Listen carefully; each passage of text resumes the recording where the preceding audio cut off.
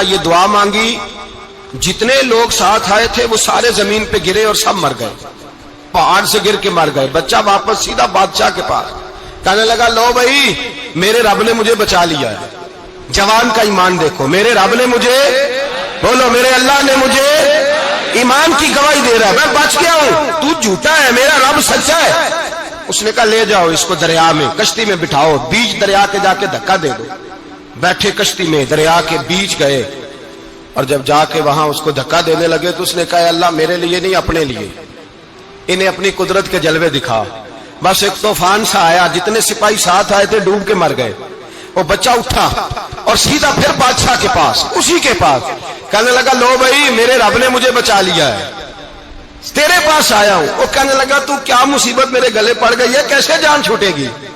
تو بچہ کہنے لگا اگر تو مجھے باندھے درخت کے ساتھ اور سارے ملک کو بلائے, لوگوں کو اکٹھا کرے, پھر تو مجھے تیر مارنا, میں تجھے بتاؤں گا کیسے مارنا ہے, میں مر جاؤں گا. اللہ کا بندہ نوجوان, ایمان دیکھو, مرنے کے طریقے بتا رہا ہے, میں تجھے بتاؤں گا میں کیسے مروں گا.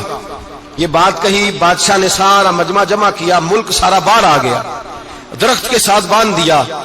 کہنے لگا بھائی لوگوں یہ مجھے مارنا چاہتا تھا, مار نہیں سکا, اب میں اسے بتانے لگا ہوں کہ میں کیسے مروں گا. اسے کہو جب تیر مارے تو ساتھ میرے رب کا نام بھی لے, میں اپنے رب کے نام پہ جان دوں گا, ایمان کی پختگی میں اللہ کے نام پر جان دوں گا. اسے کہو رب کے نام پہ مارے, مر جاؤں گا. بادشاہ نے اللہ کہہ کے تیر مارا, پیشانی میں لگا, بچے کی روح پرواز کر گئی, جتنا مجمع کھڑا تھا سارا کلمہ پڑھ کے مسلمان ہو گئے, سارے مسلمان ہو گئے سارے. میرے رسول پاک سید عالم صلی اللہ علیہ وسلم نے نوجوانوں کو بتایا جب تمہارے اندر ایمان کی قوت آئے گی تو اللہ تمہاری مدد کرے. فرمایا وہ نوخیز ولی تھا, ابھی جوان رانا تھا, ابھی اس کی پیشانی پر جوانی کے آثار تھے, لیکن اس نے اللہ کو راضی کیا, رب کریم کو راضی. ولایت کا مطلب بڑھاپا نہیں, ولایت کا مطلب وہ نہیں کہ جب بڑا لمبا وقت گزر جائے تو پھر آدمی آئے کہ نہیں اب کیا کرنا ہے, اب مسجد ہی ہے, اب تو اس کے علاوہ گزارا ہی کوئی نہیں.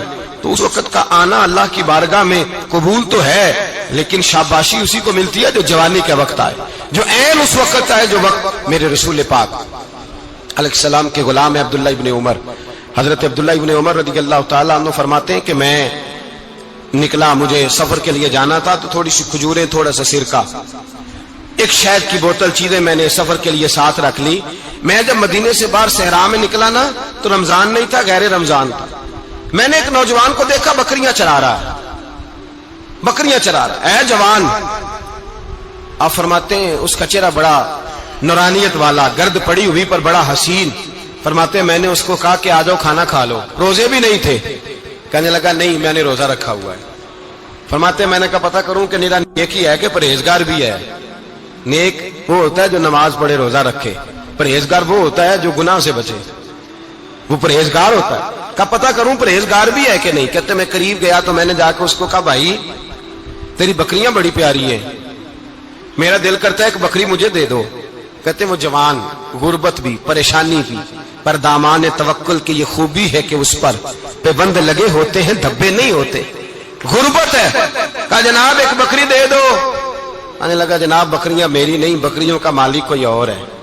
کہتے میں نے آزمانے کے لیے کہا کہ بکریوں کے مالک کو کہنا ایک بکری بھیڑیا لے گیا ہے, کہہ دینا بھیڑیا لے گیا ہے.